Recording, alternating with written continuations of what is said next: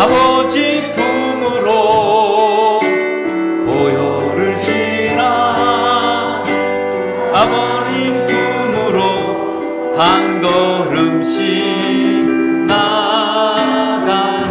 보혈을 지나 하나님 품으로 보혈을 지나 아버지 품으로 보혈을 지나 하나님 품으로 한 걸음씩 나가네. 존귀한 주 보혈이 내 영을 새롭게 하시네. 존귀한 주 보혈이 내 영을 새롭게 하네. 보혈을 지나 하나님 품으로 보혈을 지나 아버지 품으로 보혈을 지나 하나님 품 한 걸음씩 나가네. 존귀한 주 보혈이 내 영을 새롭게 하시네. 존귀한 주 보혈이 내 영을 새롭게 하네. 존귀한 주 보혈이 내 영을 새롭게 하시네. 존귀한 주 보혈이 내 영을 새롭게 하네. 아침마다 그 아내와 함께 출근하는 그런 그 부부가 있었습니다. 그래서 오늘 그 부부가 아침에 오늘도 출근하다가 이제 갑자기 옆에 타고 가 있던 부인이 깜짝 놀라면서 소리를 지르기 시작했습니다. 여보, 큰일 났어. 왜? 그랬더니 하는 말이 집에 다리미를 켜고 왔어. 그런 거예요.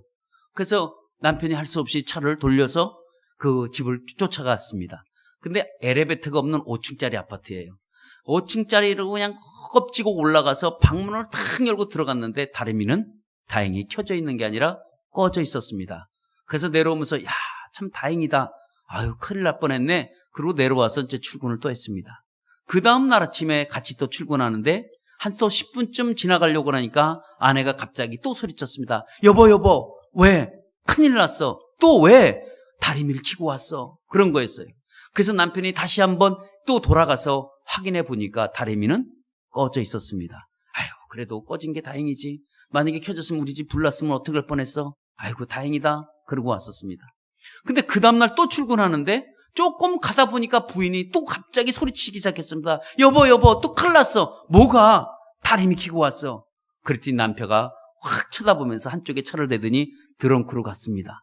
차 드렁크를 열어서 뭘 하나 꺼내왔는데 다리미를 꺼내왔습니다. 다리미 여기 있어! 라고 꺼내왔습니다. 사람이 때때로는 이렇게 이제 나이가 먹으면 건망증이라는 게 생겨요. 예? 어떨 때는 핸드폰을 냉장고에 넣어놓고 한만 쳐다보다 핸드폰이 없는데 갑자기 냉장고에서 디리릭 소리가 나서 찾는 경우도 때때로 있다고 합니다.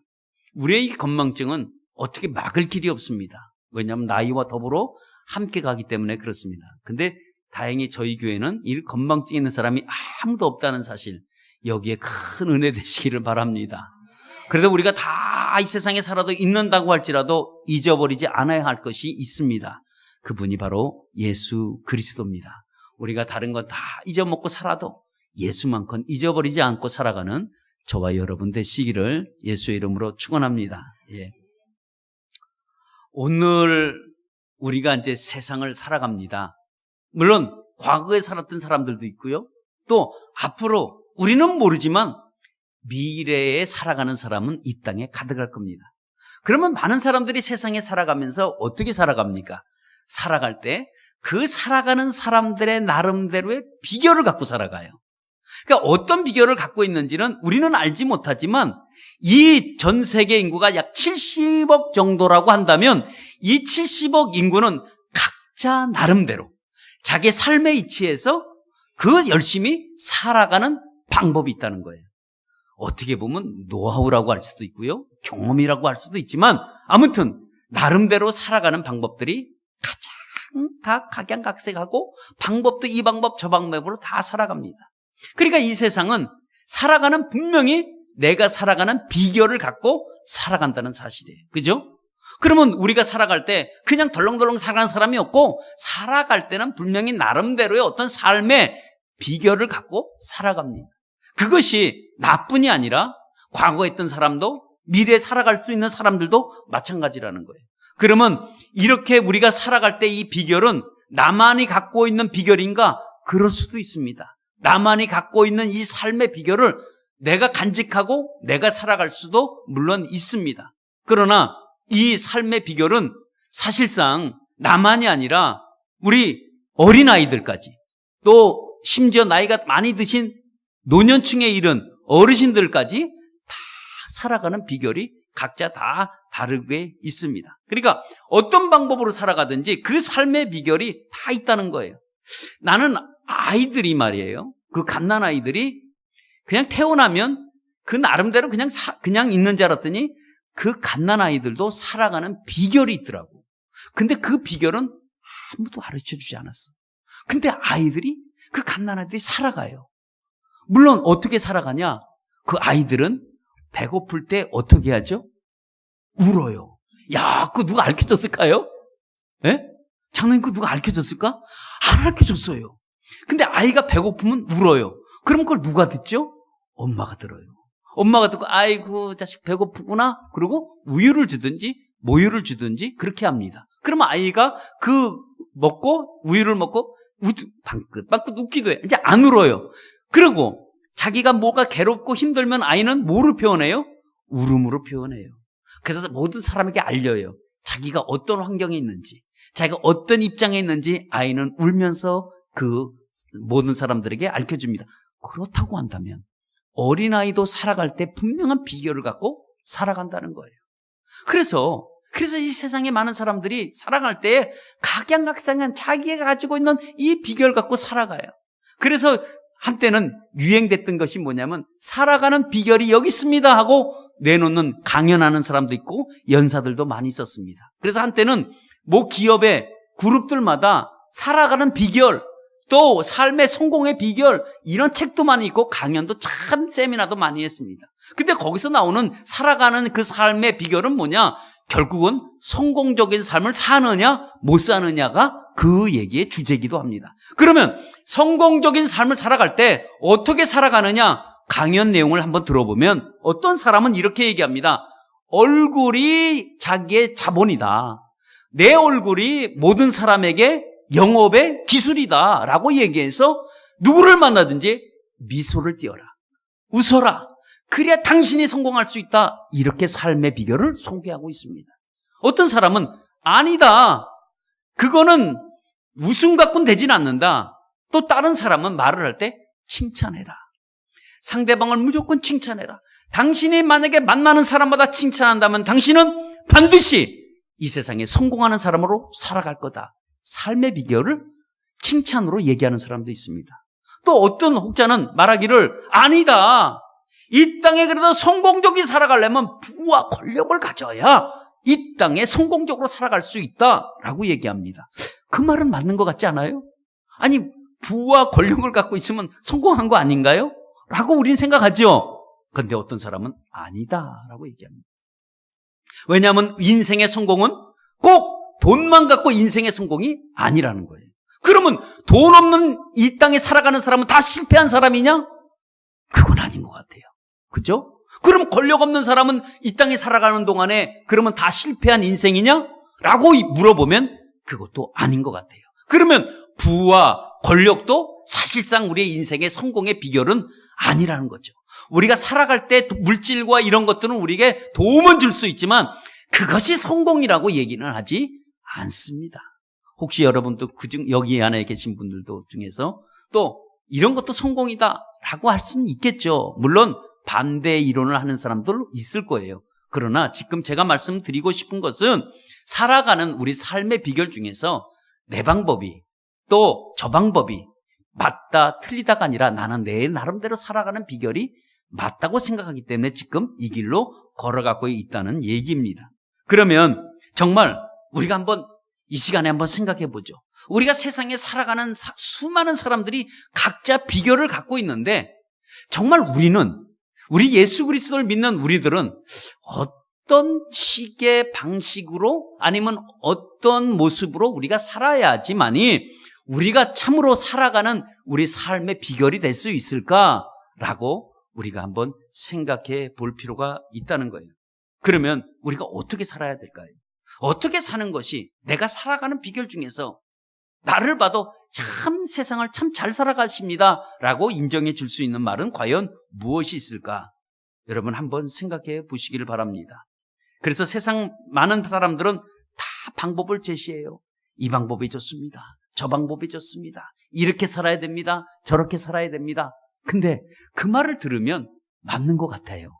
그래. 정말 그렇겠구나 라고 맞는 것 같은데 실질적으로 보면 그것은 아닌 것 같아요. 어떤 사람은 자기 성공담을 얘기합니다. 근데 그 성공담을 우리가 듣거나 책으로 읽었을 땐 그래, 맞는 것 같아 라고 생각하지만 실질적으로 우리가 그런 삶을 살아본다고 한다면 다소 거리가 멀다는 느낌을 받을 때가 참으로 많이 있습니다.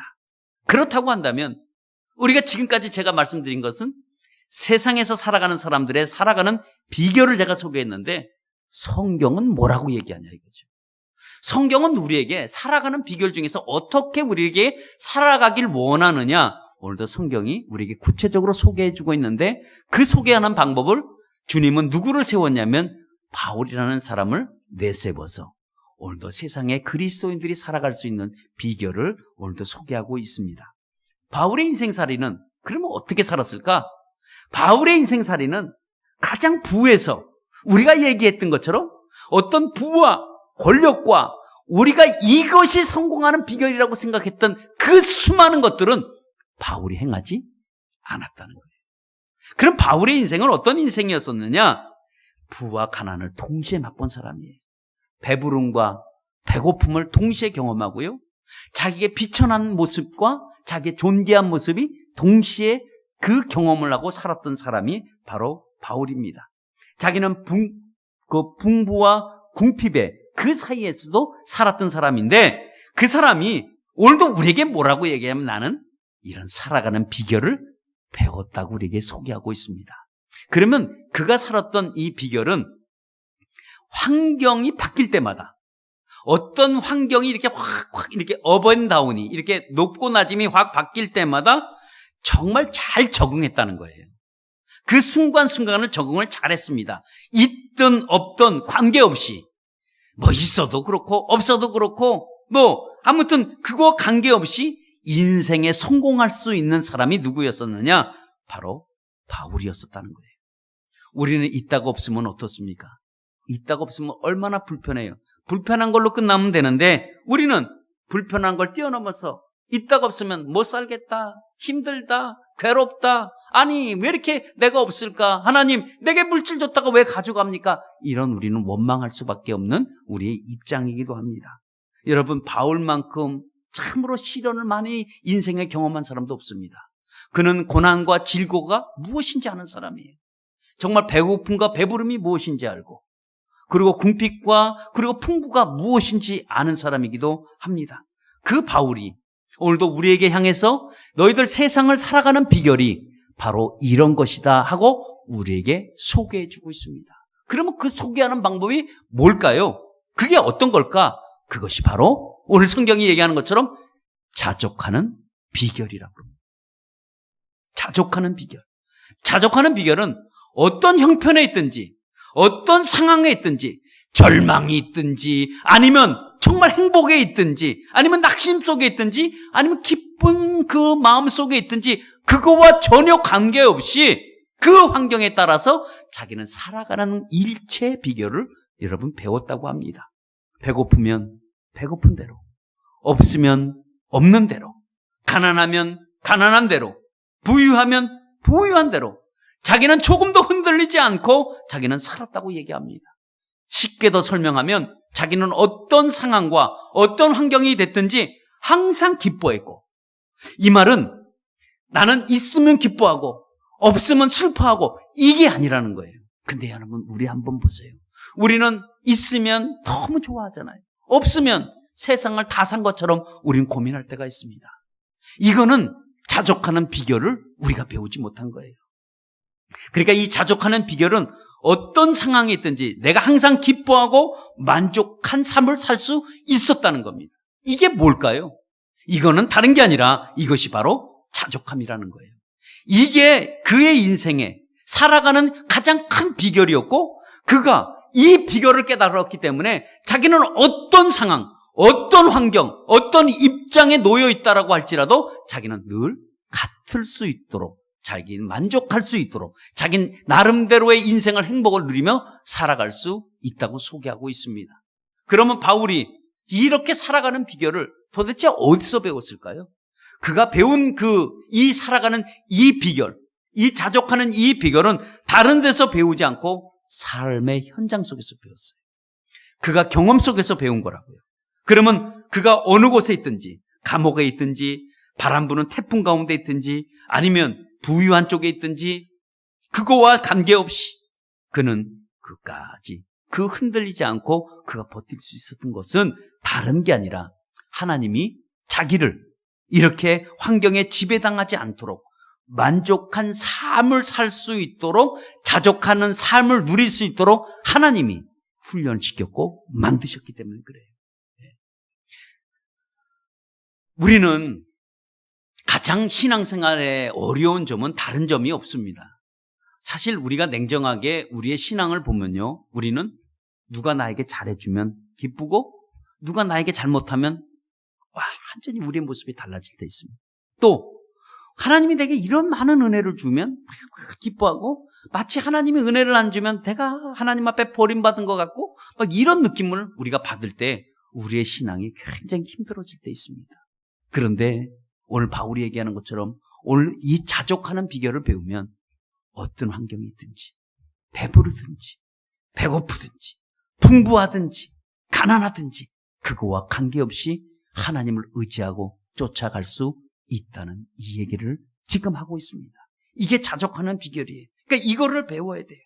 그러니까 바울 자신도 자기 힘으로는 견딜 수가 없는 거예요. 아니, 있다가 없는데, 아니, 어떤 환경에 있을지라도 사람이 달라질 수밖에 없는데 하나님이 그를 그렇게 훈련시키고 자기 힘으로 안 되는 것을 하나님의 도움으로 그렇게 버틸 수가 있었던 것은 오직 하나님의 도움이라는 사실이에요. 그러니까 배고파서 참기 힘든데도 불구하고 하나님은 참을 수 있는 힘을 줬고, 내가 없을 때 없이 살아갈 수 있는 힘을 주셨고, 배부르면 배부를 만큼의 느낄 수 있는 기쁨을 주셨고, 없으면 없을 만큼의 기쁨을 주셨던 그 하나님을 그가 알았기 때문에 그 하나님 앞에 자족하는 삶을 배웠고, 그리고 그 직접 그런 현장 속에서 하나님이 자족하는 이런 모든 것들을 가르쳐 주셨기 때문에 그가 자족하는 정말 일체의 비결을 배웠다고 얘기하고 있습니다. 그러니까 다시 말하면 배고플 때나 배부를 때나 한결같이 그가 만족할 수 있었던 것은 하나님이 그에게 가르쳐주고 그에게 분명하게 제시해주고 이끌어주고 만들어줬다는 그런 사실입니다. 하나님은 여러분, 우리가 어떤 환경에 있든지 우리는 모든 것을 할 수 있도록 만드시는 분이 바로 우리 하나님이십니다. 우리가 가난하면 우리를 부하게 만드시기도 하고요, 우리가 없으면 우리에게 채워주시는 하나님이고요, 또 우리가 비천에 처해 있으면 하나님은 우리를 반드시 존귀케 만들어주시는 분이 하나님이에요. 우리가 배고플 때 배부르게 하시는 분도 하나님이세요. 우리를 자족할 수 있도록 하나님은 우리를 만드시는 거예요. 우리가 이 자족하는 이 비결을 우리가 배우기만 한다면 우리는 정말 어느 상황에 있든지, 누가 뭐라 그래도, 우리의 비즈니스가 어떤 환경이 있다고 할지라도, 내 사업에 어떤 일이 있다고 할지라도, 우리 가정에 무슨 일이 있다고 할지라도 이 자족하는 이 비결만 배우면 신앙만큼은 빼앗기지가 않습니다. 우리가 주께로 향할 때는 무엇 때문에 우리가 주께로 향합니까? 하나님은 나를 만드셨고, 하나님 오늘도 나를 지키시고, 오늘도 누구보다도 하나님이 나를 만들었다면 나를 가장 이해하시는 분이 누굴까요? 하나님이 가장 나를 이해하세요. 그분은 나를 절대로 포기하지 아니하시고, 그분은 나를 원하시고, 오늘도 나를 이끌어주시고, 오늘도 나에게 어떤 삶이 내게 온다고 할지라도 내가 자족할 수 있는 비결을 배우도록 알려주시고, 오늘도 가르치시고, 오늘도 우리의 선생이 되어서 오늘도 우리의 인생길을 지도하시는 분이 바로 우리 예수 그리스도라는 사실입니다. 우리가 이것을 우리가 알 때 우리 마음이 우리가 달라질 수밖에 없습니다. 하나님이 우리에게 왜 이렇게 하셨을까? 하나님이 왜 우리에게 이렇게 자족하는 비결을 우리에게 알려주시고, 우리가 있든지 없든지, 가난하든지 부하든지, 배고프든지 배부르든지 우리가 살아갈 수 있는 비결을 알려주길 원하실 때에 왜 우리에게 이렇게 하실까? 그 한 가지 이유는 우리를 사랑하시기 때문에 그래요. 하나님은 사랑입니다. 오늘도 하나님의 사랑은 끝이 없습니다. 하나님의 그 사랑은요, 새로운 거예요. 아침마다 새로운 거예요. 우리는 묵은 사랑이 아니라 주님은 여러분들에게 늘 새로운 사랑으로 우리를 품어주십니다. 우리가 연애할 때 감정은 어떠세요? 연애할 때 감정은 보면 또 보고 싶고, 만나면 또 만나고 싶고, 우리가 첫 연애 감정도 그렇잖아요. 그러니까 결혼도 하는 거 아니겠어요? 이런 연애의 감정을 하나님은 우리와 나누고 싶어 하시는 거예요. 그래서 하나님은 우리에게 아침마다 우리에게 새롭게, 우리가 눈을 뜨면 새로운 사랑으로 우리에게 늘 다가오셔서 우리의 사랑을 베푸시는 분이 바로 하나님이세요. 오늘도 그 사랑이 저와 여러분들을 만져주시길 축원합니다. 오늘도 자비와 긍휼과 은혜로 우리의 영혼을 감싸주시고, 오늘도 사랑한다 내 딸아, 사랑한다 오늘도 내 아들아, 오늘도 포근하게 감싸주시는 그 하나님을 만나시기를 축원합니다. 나의 모든 것을 쓸 것을 채워주시는 하나님이에요. 내가 부족할 때 채워주시고, 오늘도 그 하나님이 어떤 하나님이라고요? 사랑의 하나님이라는 겁니다. 하나님은 우리가 인생 살아가는 비결로 나를 삼으라고 그래요. 네가 인생 살아갈 때 어떻게 살아가느냐? 나로 근거로 삼으라는 거예요.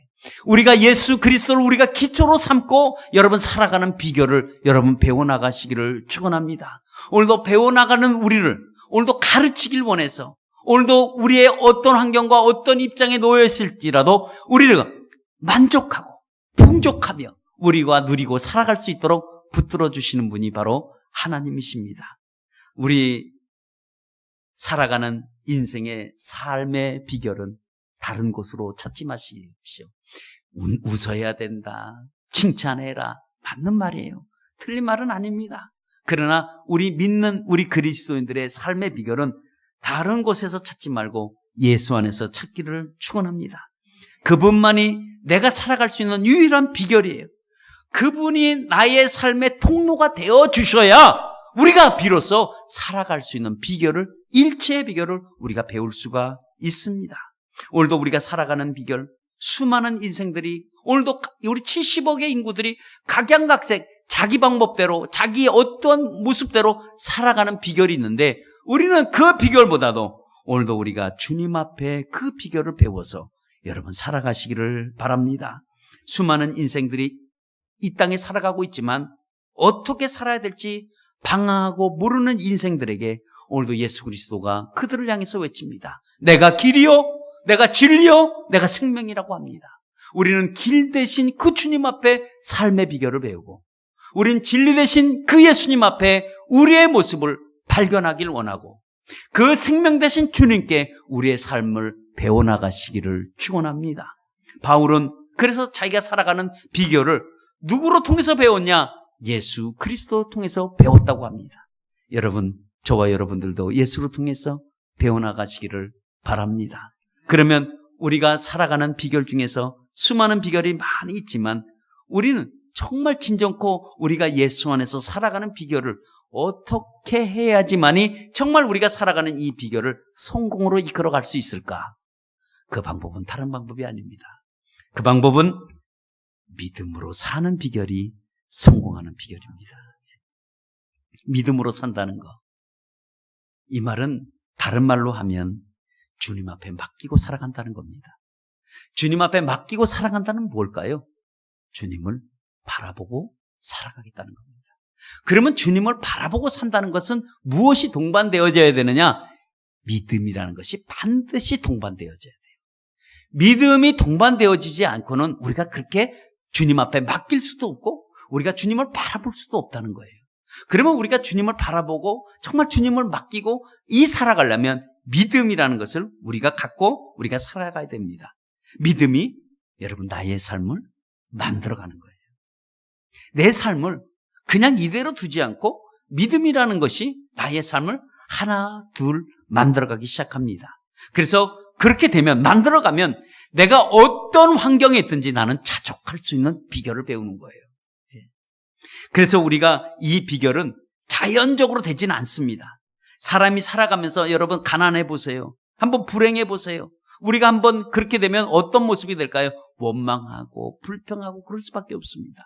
그러나 우리가 이 믿음으로 우리가 살아갈 때에 그 어떤 배고픔이나 우리가 풍부하나 어떤 가운데서도 우리가 믿음을 지키고 우리가 믿음으로 산다는 것은 그걸 초월해서 살겠다는 것과 같습니다. 여러분, 우리 믿음은 배부를 때나 배고플 때나 넉넉할 때나 부족할 때나 한결같이 우리의 삶을 만들어가는 것이 여러분 믿음입니다. 그래서 바울은 이 험난한 세상 속에서 오직 다른 것보다도 믿음 하나 붙들고 살자, 믿음으로 살자고 외친 것이 바로 바울의 인생의 삶의 비결입니다. 그러면 인생의 삶의 비결은 믿음이라고 한다면 우리가 그 믿음은 무엇으로 통해서 우리가 그러면 이루어지느냐? 그것은 고난을 통해서 믿음이 성장되어진다는 거예요. 여러분, 우리가 믿음이 없이 우리가 고난을 통과할 수 있을 것 같아요? 우리가 믿음을 동반되지 않고 믿음을 갖지 않고 우리가 어떤 고통을 지나간다고 한번 생각해 보세요. 여러분, 끔찍한 겁니다. 우리의 고통과 고난은 쉴 새 없이 우리에게 찾아옵니다. 근데 이걸 믿음 없이 이 고난과 고통 속에 살아갈 때에 얼마나 우리에게 어려운지 몰라요. 그러니까 믿음의 성장은 저절로 되어지는 게 아니라 믿음의 성장은 반드시 고난이라는 것 때문에 믿음이 성장되게 되어 있습니다. 믿음이 어떤 사람은 아름답다고 합니다. 믿음이 왜 아름다울까요? 그것은 고난이 있었기 때문에 믿음이 아름다운 겁니다. 믿음이 위대하다고 얘기합니다. 믿음이 왜 위대할까요? 고난을 통해서 믿음이 위대해졌기 때문에 믿음이 위대한 거예요. 믿음은 또 어떻느냐? 믿음은 알다시피 놀랍다고 얘기해요. 믿음이라는 게 대단하다라고 얘기합니다. 믿음이 왜 대단하고 놀랍습니까? 고난과 고통을 통해서 믿음이 대단해지고 놀랍게 바뀌는 줄 믿습니다. 바울은 얘기합니다. 자기가 갖고 있는 재물, 자기가 갖고 있는 건강, 자기가 갖고 있는 권력, 명예 이런 것 의지하지 말아라. 그거는 한순간에 지나가는 그림자와 같다고 얘기하고 있습니다. 그것이 영원하지 못하다고 그래요. 영원한 것은 누가 영원합니까? 예수 그리스도만 영원한 거예요. 그러니까 그분께 맡기고 그분께 믿음으로 나갈 때에 그때에 많은 것들을 우리가 인생의 비로소 성공이 무엇이구나 하는 걸 알 수 있다는 거예요. 믿음의 수많은 선배들은요, 무엇을 가지고 살았느냐? 믿음을 갖고 살았다는 거예요. 이 믿음의 우리 선배들은 이 어려움과 고난이 이루 말할 수 없었습니다. 그런데도 불구하고 그들이 아름다운 신앙을 우리에게 남겨준 한 가지 이유는 믿음으로 살았기 때문에 그렇습니다. 우리 이 고난이라는 것을 우리가 그럼 통과하면 우리가 어떤 결과가 주어지느냐? 비로소 우리가 믿음이라는 것을 이렇게 점프를 하고 뛰어넘어가 보면 거기에 우리에게는 승리가 있고요. 거기에 우리의 성공이 있고 거기에 우리의 축복이 있습니다. 그러니까 이 고난이라는 것은 믿음으로 뚫고 지나가고 믿음으로 뛰어넘기를 여러분 축원합니다. 우리가 많은 사람들이 우리 교회뿐이 아니라 우리가 이제 이 땅에 살아가는 그리스도인들이 다 고백하기를 뭐냐면 모든 성도들이 얘기합니다. 우리가 많은 고난을 당했어요. 고난 안 당한 사람은 없습니다. 그러면 사업의 어려움이 있고요. 어떤 사람은 질병의 어려움도 있고 어떤 사람은 가족의 어려움도 있고 어떤 사람들은 또 이 물질의 어려움도 있습니다. 그런데 이런 것 때문에 다 어려워서 힘들고 괴로웠었지만 그 어려움을 당할 때 잃은 것도 있어요. 분명히 잃은 게 있습니다. 그런데 돌이켜보면 잃은 것보다는 얻은 것이 더 많다는 간증을 얘기합니다. 고난을 통해서 잃어버린 것도 있지만 더 큰 것을 많이 얻었다는 고백이 있습니다. 여러분, 이 믿음의 성장은 우리가 고난을 통해서 반드시 이겨낸다는 사실입니다. 하나님의 능력은 오늘도 너에게부터 오는 게 아니라 나에게로부터 온다는 이 사실을 알길 원하시는 분이 바로 주님입니다. 그래서 내게 능력 주시는 자 안에서 내가 모든 것을 할 수 있다는 이 고백은 다른 고백이 아니라 주님으로부터 와야 능력을 입는 거지 내 스스로가 능력 있는 존재가 아니라는 사실입니다. 여러분, 이 세상에 어떤 것도 우리가 믿을 대상은 아무것도 없다. 오직 예수 그리스도밖에 없다는 것을 오늘 소개하고 있습니다. 오직 믿음으로 통한 여러분 삶의 비결을 배우시기를 축원합니다. 그러면 믿음은 모든 환경을 이겨낼 수가 있습니다. 이 믿음이 우리의 어떤 환경도 이겨낼 수 있는 힘을, 능력을 가져다 주는 것이 바로 믿음입니다. 미랄 선교단에 한 어떤 장애인을 둔 어머니가 신앙 간증을 하게 되었습니다. 이 어머니는, 이 자매는 처녀 때, 그러니까 청년 시절에 꿈이 있었는데 그 꿈이 뭐냐면 선교사가 되는 것이 꿈이었습니다. 내가 선교해야지. 내가 어디로 선교지로 갈까? 내가 어느 선교사로 갈까? 이렇게 고민을 하다가 결혼을 했습니다. 결혼을 했는데, 결혼해서 자녀를 3명 낳는데 3명 난 자녀들이 모두 장애인이에요. 그것도 중증 장애인을 낳습니다. 중증 장애인을 낳다 보니까 이 자매가 생각한 거는 뭐냐면 내가 하나님 앞에 벌 받은 건 아닌가? 내가 하나님 앞에 약속한 게 있는데 나 하나 잘못으로 인해서 아니 장애인으로 이 살아가는 이 새 아이가 어떻게 된 건가? 하나님 너무 잔인하지 않습니까? 하나님 너무하지 않습니까? 아니 나 하나 잘못으로 인해서 왜 이렇게 장애인들을 내게 태어나게 했습니까? 하고 그 하나님 앞에 그 자기가 저주받았나, 자기가 징벌을 받았나, 그리고 하나님 앞에 원망하기 시작했습니다. 한 명도 아니고 3명의 장애인을 낳았다고 생각해 보세요. 그것도 중증 장애인이었습니다. 그래서 어느 날 한순간에 이런 생각이 들었다 그래요. 도대체 하나님 앞에 한번 따지고 내가 물어보자. 그래갖고 하나님 앞에 묻기 시작했습니다. 하나님, 이유가 도대체 뭡니까? 하나님, 내게 왜 이런 중증 장애인이 1명이 아니고 3명은 왜 이런 일이 내게 있었습니까? 왜 내가 이런 일이 있습니까?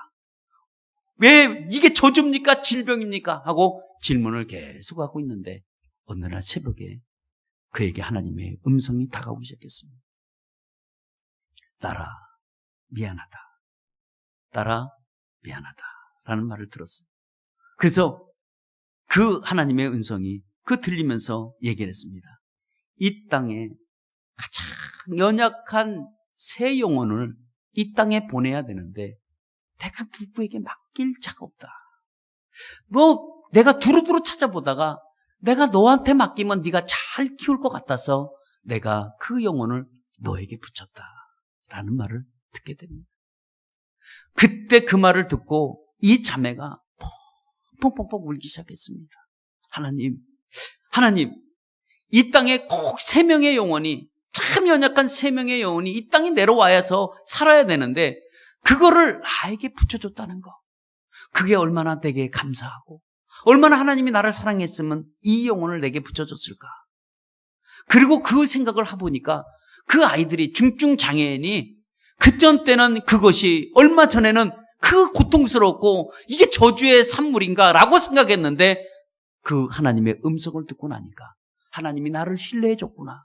하나님이 이 땅에 맡길 자가 없어서 내게 맡겼구나 라고 생각하니까 그 중증 장애인 3명이 다 하나님의 선물로 보이더라는 거예요. 그때부터 자기의 환경이 다 바뀌기 시작했대요. 이제 하나님의 이게 안 와도 야 내가 이 하나님의 선물을 안고 있구나. 하나님이 말씀하신 그 음성이 도락도락 들리다는 거예요. 나는 네게 맡겼으니 이 아이들 잘 부탁한다. 이 말을 들어서 그는 하나님의 선물을 안고 산다는 고백의 간증이었습니다. 이 사람도 세상 사는 비결이 저주였고 원망스럽지만 하나님을 만나고 나서 그의 인생이 이게 아니고 이 살아가는 비결이 내가 하나님의 딸이구나. 하나님이 나를 신뢰하고 있구나. 하나님이 나를 믿어줬구나. 라는 이 믿음으로 살아가는 그 귀한 딸이 되었다는 사실입니다. 여러분, 몰약이라는 게 있습니다. 몰약이라는 것은 그 향기요, 어떻게 보면 그 향수 같은 건데, 그것이 몰약이라는 것은 으깨지면 으깨지고 터지면 터질수록 짙은 향이 나오는 게 몰약입니다. 우리 교회도 포도주를 담가서 알지만 우리 포도주는 으깨고 강하게 꽉 쥐어 짤 때에 정말 거기서 색깔이 진한 색깔이 나고요, 깊은 맛이 나옵니다. 포도주를 담가서 짤 때 대충대충 따면요, 색깔도 예쁘지도 않지만 맛도 없습니다. 그러나 그것을 으깨고 아주 짜면 짤수록, 강하게 짜면 짤수록 정말 빛깔 좋고 맛있는 그 포도주가 여러분 되듯이 우리의 당하는 여러분 고난이 있습니다. 우리가 당하는 고통도 있습니다. 그것이 우리에 향한 저주는 절대 아닙니다. 왜냐하면 내 삶을 살아갈 수 있는 비결이 바로 그런 고난과 고통을 듣고 잃었을 때에 살아가는 비결을 우리가 배울 수가 있다는 거예요. 그래서 하나님이 우리를 때때로는 자꾸만 우리를 어떨 때는 고난과 고통 속에 우리 밀어넣을 때 있어요. 왜 밀어넣을까요? 그곳에서 자족하는 비결을 배우라고. 때때로 우리는 배고프게 하고, 우리가 때때로 없게 만들고, 우리에게 때때로 이렇게 비천하게 만드는 그 한 가지 이유는 비천함에서 끝나는 것이 아니라 존귀함을 만들어주고, 우리가 배고프게 우리를 만들어 놓고 다시 한번 거기서 배고픔이 무엇인지 깨닫고 알을 때 우리를 다시 배부르게 해주시고, 우리가 부족하고 우리가 없을 때도 만드시고 또 다시 우리를 풍족하게 쓸 것을 채워주시는 하나님을 여러분 만날 때 우리가 비로소 인생을 살아가는, 세상을 살아가는, 신앙으로 살아가는, 그리스도의 모습으로 살아가는 비결을 배울 줄 믿습니다. 그래서 우리는 저주받은 인생이 아니라 어떻게 보면 우리가 가장 축복받는 인생이기도 합니다. 그래서 우리가 살아가는 비결은 다른 데 있지 않고 오직 믿음으로 붙들고 살아가는 여러분 되시기를 바랍니다. 믿음은 강하게 붙잡는 것이지, 믿음은 낫다 붙잡았다는 건 믿음이 여러분 아닙니다. 믿음은 억지로 견뎌내는 것도 아니에요. 믿음은 붙잡고 승리하는 겁니다. 믿음을 붙잡고 성공하는 것이 여러분 믿음입니다. 여러분, 지금 어떤 환경 속에 우리가 놓여져 있습니까? 우리가 지금 배고픔에 있습니까? 아니면 지금 우리가 배부름에 있습니까? 아니면 지금 내가 가난합니까? 아니면 지금 부유합니까? 여러분, 어떠한 우리가 형편에 있든지 자족함을 사는, 그 자족할 수 있는 삶을 누리시기를 바랍니다. 너무 넉넉해서 교만하지도 않고, 너무 부족해서도 원망하지도 않고, 여러분, 세상의 모든 것들은 일시적으로 변하지만 우리 주님은 영원히 변하지 않는다는 이 사실을 오늘도 붙들고 승리하시기를 바랍니다. 우리 19절 한번 다 같이, 4장 19절 한번 우리 한 목소리로 우리 읽겠습니다. 시작. 나의 하나님이 그리스도 예수 안에서 영광 가운데 그 풍성한 대로 너희 모든 쓸 것을 채우시리라. 아멘. 오늘도 우리에게 쓸 것을 채워주시는 거예요. 믿음에 쓸 것을 채워주시고, 물질에 물 것을 채워주시고, 우리가 사랑에 쓸 것도 채워주시고, 우리가 어떤 믿음에 쓸 것도 채워주시고, 우리가 부족한 모든 것들, 풍부와 가난 모든 걸 떠나서 우리에게 오늘도 채워주시는 하나님의 영광 가운데 우리를 채워주시는 그 하나님을 여러분 만나시기를 바랍니다. 여러분은 우리가 믿음으로 살아야 돼요. 그래야 우리가 자족할 수 있는 비결을 배울 수 있습니다. 우리가 믿음 없이 산다는 것은 우리가 자족할 수 있는 비결도 못 배웁니다. 만약에 우리가 자족할 수 있는 비결을 배우지 못하고 우리가 신앙생활을 한다면 우리는 있을 때는 기뻐하고 없을 때는 원망과 저주를 하면서 살아갈 수밖에 없고, 우리가 배고프면 원망하고 배부르면 기뻐하는 이런 신앙이 아니라 자족할 수 있는 신앙. 우리가 어떤 모든 환경 속에서도 이 하나님이 말씀하신 것처럼 내게 능력 주시는 자 안에서 내가 모든 것을 할 수 있다는 이 자족하는 일체의 비결을 우리가 배우고 나간다고 한다면 오늘도 하나님의 능력이 우리에게 임할 줄 믿습니다. 주님은 험난한 세상 속에서 살아가는 우리들을 이 땅에 그냥 살아가는 것이 아니라 참으로 자족하는 이 비결을 배워갖고 살아갈 때에 오늘도 우리의 사업이 이러기도 하고 저러기도 합니다. 그러나 자족할 수 있는 이 비결만 배운다면 그거와 관계없어요. 가장 중요한 것은 나의 신앙이 오늘도 주님과 떨어져 있지 아니하고 믿음 붙잡고 오늘도 주님 붙잡고 승리해 나갈 줄 믿습니다. 결론 맺겠습니다. 바울이 살아가는 비결을 우리에게 소개해 줬습니다. 그는 분명히 제시했습니다. 그 살아가는 비결이 돈도 권위도 아니요, 힘도 아니요, 어떤 외부로부터 얻어지는 어떤 물질적인 도움도 아니라고 얘기합니다. 자기는 어떤 환경에 있든지 어떤 입장에 놓여 있든지 나는 자족하기를 배웠다는 거예요. 그러니까 어느 상황에 있든지 나는 이 상황 때문에 기뻐하지 못하고 저 상황 때문에 기뻐하는 그런 모습이 아니라 어느 상황이 되었든지 나는 기뻐할 수가 있다는 거예요. 그 일체의 비결을 배웠다고 소개하고 있습니다. 여러분, 우리가 어떤 환경에 있든지 어떤 모습이 있든지 우리가 잘 적응하지 못해서 그렇지, 잘 적응만 된다고 한다면 우리의 기쁨은 흔들리지 않습니다. 근데 이것이 우리가 정리가 안 되면 우리는 누가 뭘 잘해주면 좋아하고 누가 나를 좀 배척하는 것 같으면 그냥 기분 나빠하는 그런 모습이 아니라 우리 이 믿음을 붙들고 자족하는 비결을 배워나가시길 바랍니다. 믿음으로 살아가는 것이 비결 중에 하나요. 우리가 믿음의 고난을 통과한 후에는 우리가 삶의 비결을 배우게 되어 있습니다. 믿음은 어떤 환경을 이겨낼 수 있도록 우리를 만들어 주신다는 거예요. 믿음으로 사는 것이 정말 우리의 삶의 비결입니다. 그래서 어떤 환경과 어떤 역경 속에서도 자족할 수 있는 이 비결만 있다면 우리는 하나님 앞에 축복의 사람이 될 줄 믿습니다. 오늘도 우리가 이 말씀 생각하면서 오늘도 우리가 한 목소리로 우리가 기도하길 원합니다. 하나님, 내가 이 예수 안에서 이 자족하는 이 일체의 비결을 배우기를 원합니다. 어떤 환경에 있든지 어떤 입장에 있든지 흔들리지 않고 이 삶의 비결을 나는 배우겠습니다 라는 이러한 마음을 가지고 오늘도 우리 이 시간에 말씀 생각하며 다 함께 우리 기도하도록